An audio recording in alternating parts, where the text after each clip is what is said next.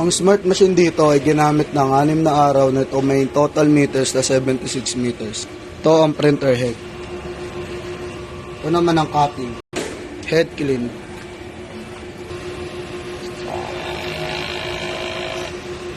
Punasan ng wiper pagkatapos mag-head clean. Nozzle check.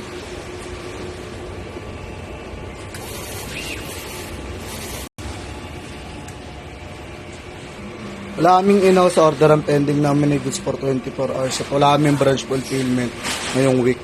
Yung system ay tama lang. Ang waste stock ay nalinis kahapon. Ito naman ang aming ABR at nandito naman ang ground wire. Dito naman nakalagay ang stock namin, dito ang use. Dito naman nakalagay ang unused. Sakto lang ang stock namin ng CMYK pati ang Sabli paper roll.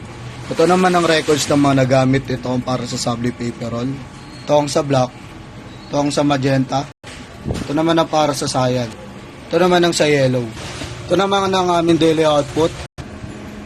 Ito naman ang aming daily checklist.